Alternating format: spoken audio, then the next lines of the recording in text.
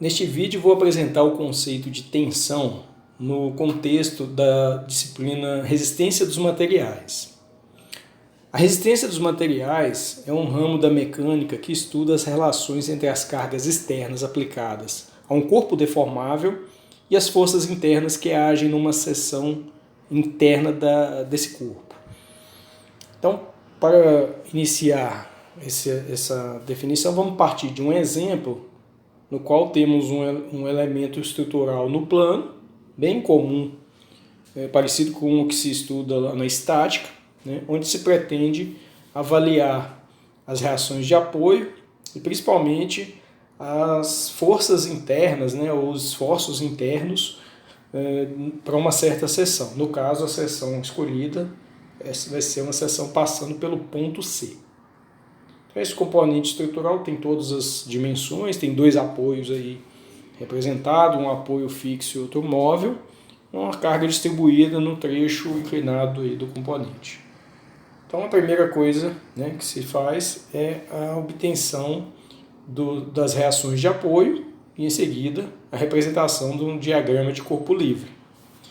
Posteriormente, aplica-se uma seção naquele ponto determinado, ponto C, e escolhe um dos lados em relação a essa seção aplicada, né, o lado esquerdo ou o lado direito, no caso aí está o lado esquerdo representado, e aplicam-se essas equações de equilíbrio para a obtenção dos esforços internos, no caso aqui, uma força normal N, uma força vertical representada pela cortante V, e uma carga momento, né, representada de acordo com uma convenção de sinais aí no sentido anti-horário. Então, ao aplicar as equações de equilíbrio, né, obtém-se como resultados esses valores, né, das forças N, V e M. As unidades quilonewton e metro no caso do momento. Dentro da resistência dos materiais, né, porque até aí o cálculo corresponde ao que se aprende na estática. Então, dentro da resistência dos materiais, nós vamos um pouco mais além. De posse das informações geométricas da seção transversal, que foi mostrada aqui na figura, uma seção retangular de base 50 mm por 250 mm de altura, nessa região do ponto C, a gente obtém as tensões devido aos esforços que são calculados. Tá? Então, para cada um desses esforços calculados, N, V e M, obtém-se as tensões, como que se distribuem as tensões na seção transversal. Por exemplo, aqui a primeira figurinha aqui, temos uma distribuição de tensões devido à força normal N, aquela força de N de compressão que foi mostrada aí. Aqui uma representação de como seria a tensão de cisalhamento. Nesse caso, a tensão de cisalhamento está representada nula apenas no ponto C, mas ao longo da seção tem toda uma distribuição na vertical, né, porque são tensões devido à força tangencial. Né? E aqui tem uma representação da distribuição da tensão normal devido ao momento fletor. Tá? Observe que são então dois tipos de tensão, uma tensão normal e uma tensão de cisalhamento. A tensão normal definida pela letra sigma, a tensão de cisalhamento pela letra tau, a letra grega tau. É isso que nós vamos tratar daqui para frente e vai ser tratado nos capítulos subsequentes também. Partindo de um corpo genérico, né, com a geometria totalmente genérica, já com uma seção aplicada, né, temos as forças F1 e F2 que são forças internas, F1 e F2 são forças externas. Internamente, teremos as resultantes aplicadas no centroide, né, na forma de forças ou de momentos. Para uma certa área que faz parte desta seção, uma área ΔA, vamos considerar, né, que devido a essas forças externas F1 e F2, nós teremos uma força ΔF que está diretamente aplicada na área ΔA. Então, para esse elemento de área ΔA, a força ΔF tem as seguintes componentes, considerando um sistema de eixos ortogonais x, y, z. Então, uma ΔFx, ΔFy e ΔFz. Observe que a força Fz é uma força normal ao plano, né, que faz 90 graus com o plano, e as forças ΔFx, ΔFy são componentes de força tangenciais ao plano. Então, por definição, a tensão normal, né, σz normal ao plano, né, é o limite de ΔFz sobre ΔA quando ΔA tende a zero. Lembrando que ΔFz é aquela força normal ao plano. Já a tensão que surge em decorrência da força tangencial ΔFx é um tal Zx igual ao limite de ΔFx quando ΔA sobre ΔA quando ΔA tende para zero. Observem que a força ΔFx, né, define a segunda letra da nomenclatura tal Zx. E a letra Z é em decorrência do eixo Z, que é perpendicular àquele plano que está sendo analisado. Da mesma forma, temos uma componente também tal ZY, que é o limite de ΔFy sobre ΔA quando ΔA tende para zero. Observem mais uma vez, né, que o eixo Z é a primeira letra que está subscrito, corresponde a perpendicular ao plano, né, o eixo que é perpendicular ao plano, e a letra Y faz referência à direção da força tangencial que provoca essa tensão de cesareamento. Então, a tensão de cesareamento tal Zx, ela está na direção da força Fx, ou seja, na direção do eixo x, e a tal Zy está na direção do eixo y. Desta maneira, né, esse elemento de área, que corresponde, na verdade, a uma face de um elemento de volume, tem essas componentes, tal Zx e tal Zy, que são tangenciais ao plano, e a σz, que é uma tensão normal a esse plano. Tá? Então, para a gente concluir toda uma análise de um elemento de volume que representa um ponto que está sendo analisado na seção, nós temos que voltar lá no elemento, lá no corpo, e realizar cortes ortogonais. Por exemplo, eu faço um corte aqui definindo o plano Zx, e eu faço um outro corte definindo aqui um plano XY. Então, o elemento de volume, aqui representado, ele representa um ponto para análise, que faz parte de uma certa seção de estudo. Observem que na parte inferior desse elemento é um plano paralelo a esse primeiro que foi analisado. E eu tenho todas as componentes aqui representadas na parte inferior, σz, tal Zx e tal Zy, também são representados na parte inferior do elemento, de modo que o elemento de volume ele tem que estar em equilíbrio. Tá? Isso acontece em todas as faces, né? Sempre eu tenho uma face paralela oposta, com as componentes de mesmo valor, porém em sentidos opostos, de modo que eu tenho o equilíbrio de forças e momentos para esse elemento de volume,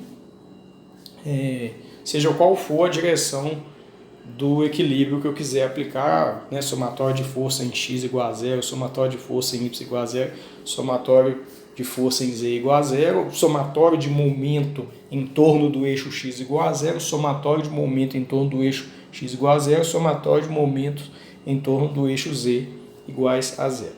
Tá?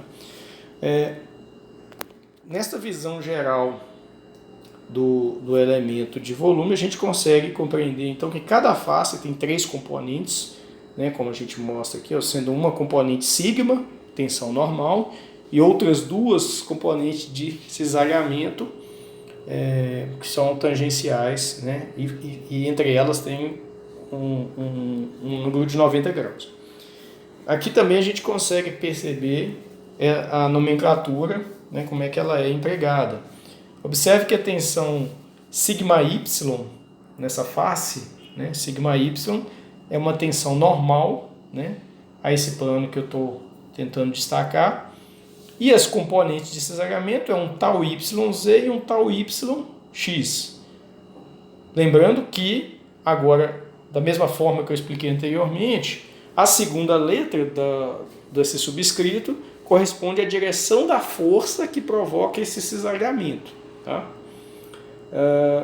Mesma coisa que nessa face, ó, eu tenho uma tensão sigma x, né, porque eu tenho uma delta Fx que produz essa tensão, mas a tensão de cisalhamento com subscrito XZ é causada por uma força delta Fz.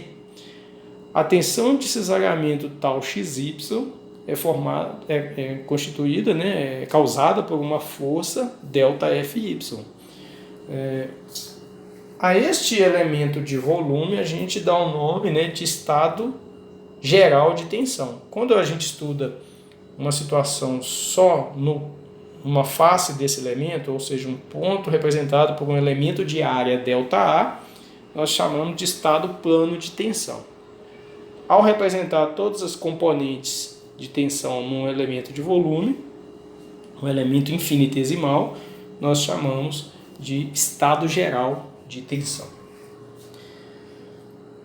Bom, agora vamos tratar do conceito de tensão normal média, aquela tensão definida pela letra sigma, porém com um subscrito média, tensão sigma média. Por que a gente tem que avaliar as tensões médias?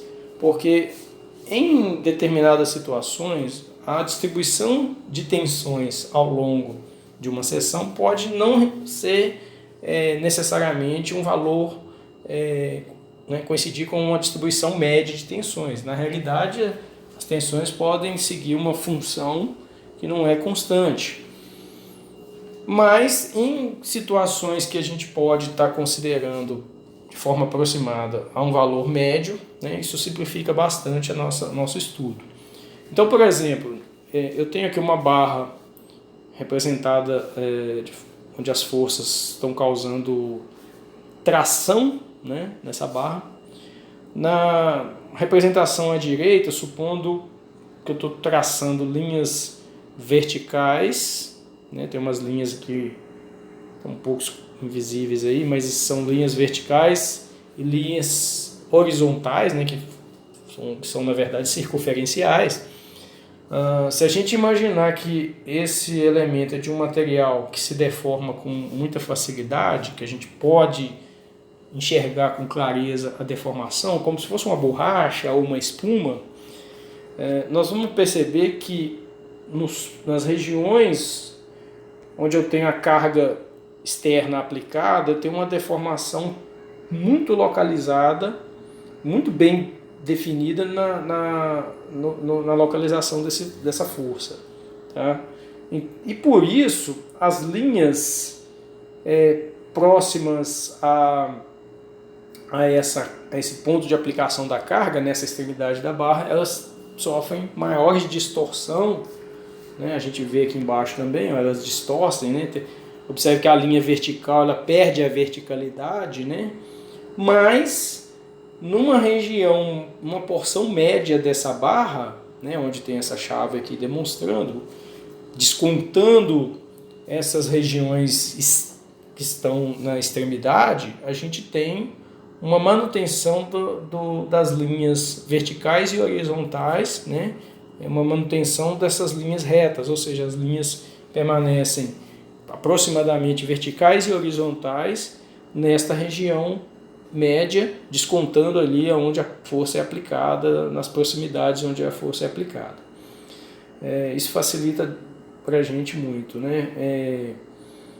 Então, essa barra pressionada, se eu aplicar uma seção, né, como a gente aprende lá na estática, o método da seção, né, representa ou o lado abaixo da seção ou a parte que está acima da seção, faz o diagrama de corpo livre, né, e aí eu tenho uma força normal interna e uma força P aplicada externamente, né, se eu fizer o somatório de forças na direção de Z igualando a zero, essas forças vão ser iguais, né?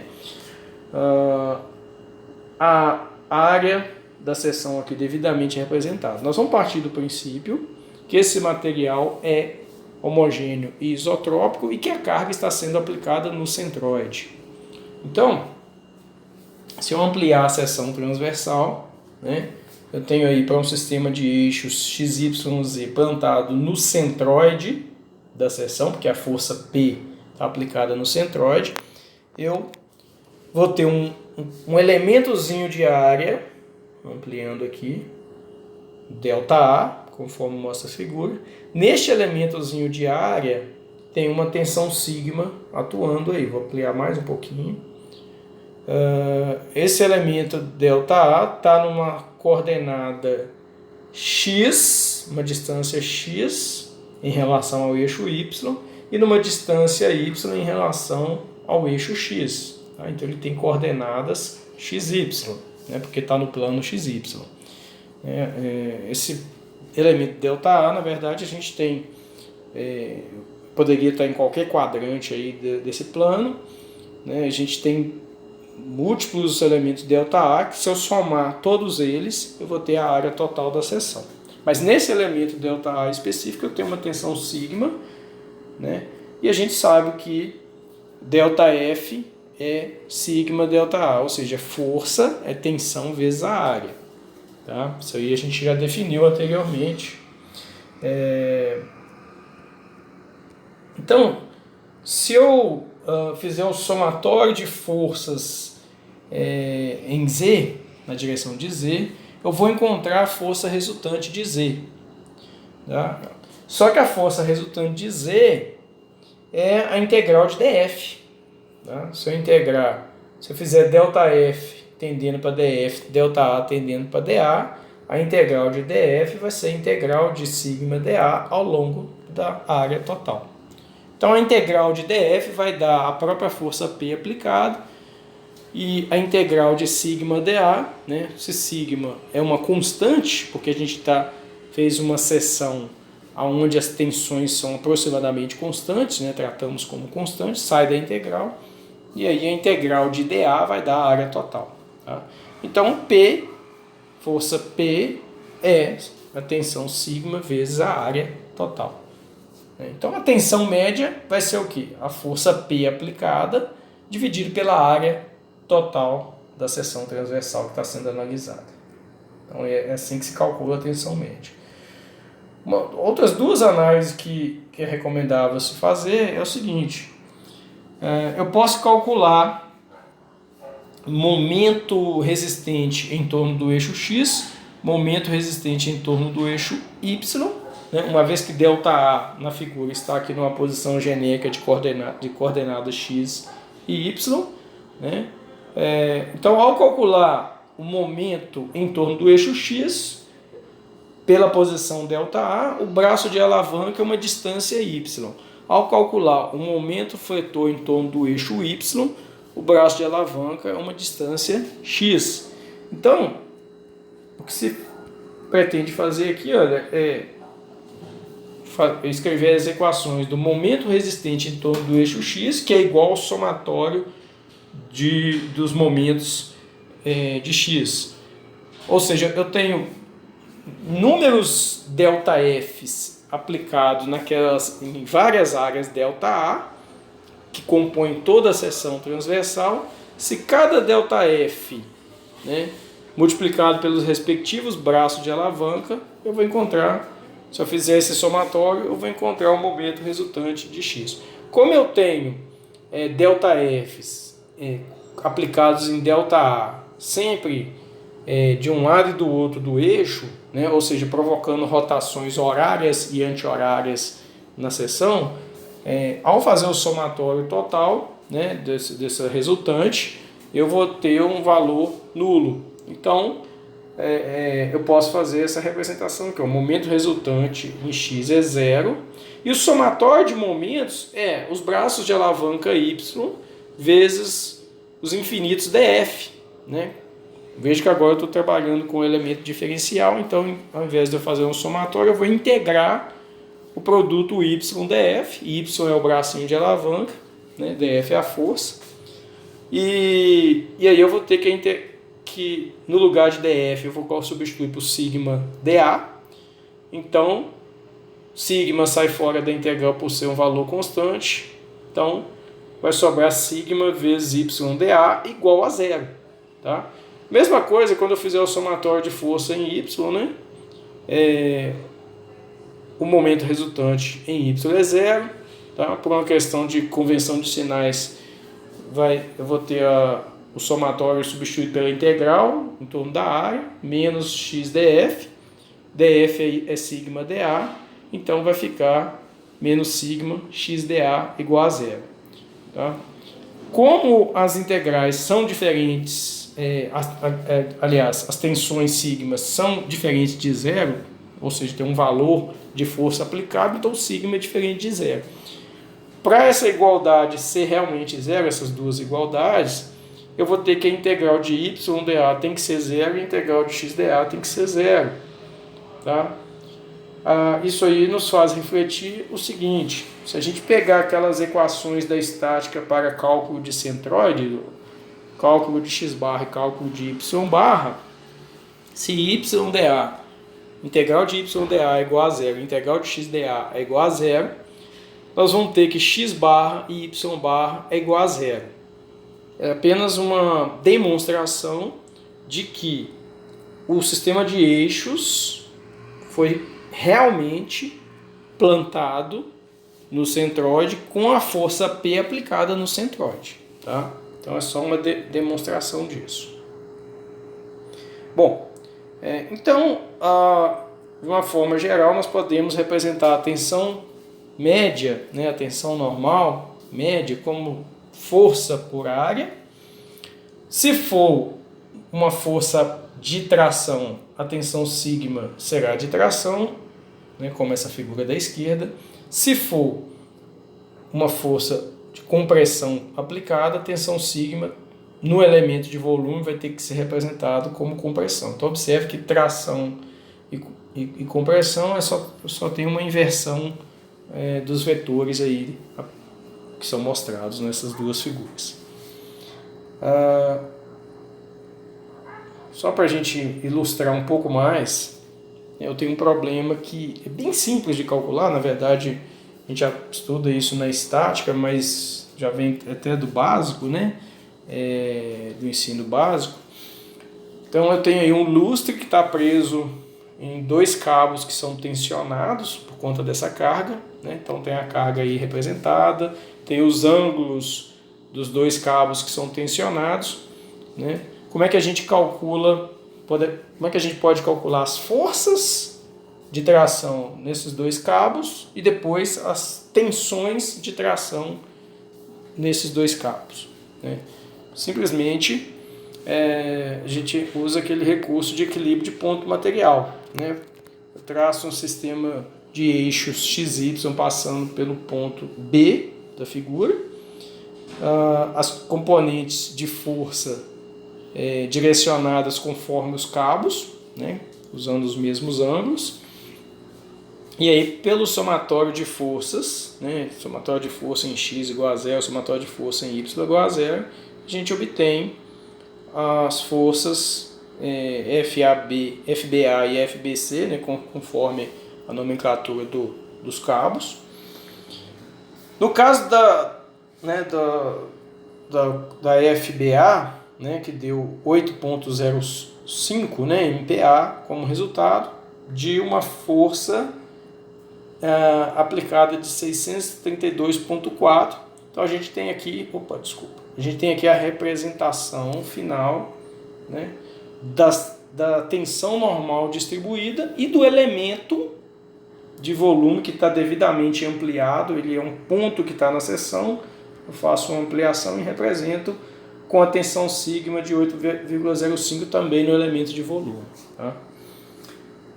Seguindo em frente, agora nós vamos falar da tensão tal, que é aquela tensão de cisalhamento, né? Porque também para ela a gente tem uma definição da tensão média de cisalhamento. Tá? Então vamos considerar essa viguinha apoiada em dois blocos de um vão muito curto. Esse vão BD é tão curto que a gente vai desprezar qualquer possibilidade de curvatura dessa viguinha superior, né, em relação a esses apoios. Então não tem flexão praticamente. A tendência então é que a gente tenha um puncionamento desse trecho intermediário por conta de um vazio que tem logo abaixo e vai gerar tensões de cisalhamento em faces perpendiculares ao eixo desse tarugo, né, dessa viguinha aí. Então, para ficar mais claro, né, essa porção intermediária dessa barrinha superior está aqui representada, né? A força F que está aplicada vai produzir nas faces que tendem a romper por cisalhamento forças cortantes, né, em duas faces que são paralelas, onde estão aplicadas essas duas forças cortantes V. Tá? Então, a tensão média de cisalhamento é dado por um valor de cortante V dividido por uma área onde está representado aí as componentezinhas de tensão, tá certo? Então, dessa maneira a gente calcula a tensão média igual a V sobre A. Em muitos livros, em outras literaturas, a gente vai ver também essa fórmula da tensão média para esse caso como sendo a força F dividido por 2A, ou seja, tal média, né, tensão média é igual a F sobre 2A. Né? Isso porque, se eu fizer o somatório de força vertical olhando para essa figura, eu vou ter que F menos 2V igual a zero, então F igual a 2V. Tá? Então, como eu tenho duas faces, duas áreas, né, a fórmula deduzida em função da força externa, F, ficaria a tensão média F igual a tensão média igual a F sobre 2A. Tá?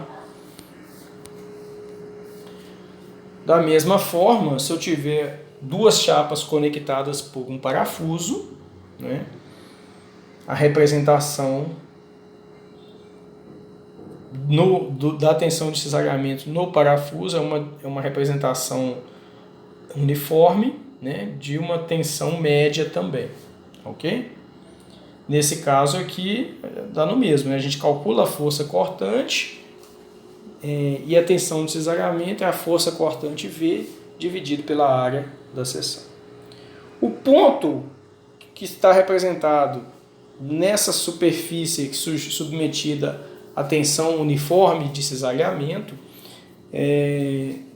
na forma de um elemento de volume, tem essas componentes, né, de cisalhamento numa certa direção apenas, né, e numa certa direção naquele plano, mas se eu fizer cortes perpendiculares, cortes ortogonais em outros planos, né, ortogonais a esse primeiro, eu vou ter essa representação final aí. Tá? Observem que se no plano da seção do parafuso, por exemplo, eu tenho uma componente tal ZY, né, se eu fizer então um corte ortogonal definindo um plano XZ e outro plano né, XZ e XY, eu vou ter também as mesmas valores de componente, né, porque o somatório de forças E o somatório de momentos, olhando para o elemento de volume, tem que dar zero, porque o elemento de volume que pertence àquela seção está em equilíbrio. Tá? Então a representação final é essa daqui. Observe que eu vou ter, olhando para o plano superior, uma componente de cisalhamento para a direita, mas na parte inferior para a esquerda, porque o somatório de forças que é a tensão de cisalhamento vezes essa área da face, né? Esse somatório de forças tem que dar zero. A mesma coisa na vertical, eu tenho sempre forças num plano na direção apontando para cima, outra força apontando para baixo, porque tem que estar em equilíbrio, e também tem que ter equilíbrio de rotação do elemento de volume. Tá? Bom, com isso a gente encerra os conceitos de tensão, sendo divididos em tensão normal e tensão cisalhante.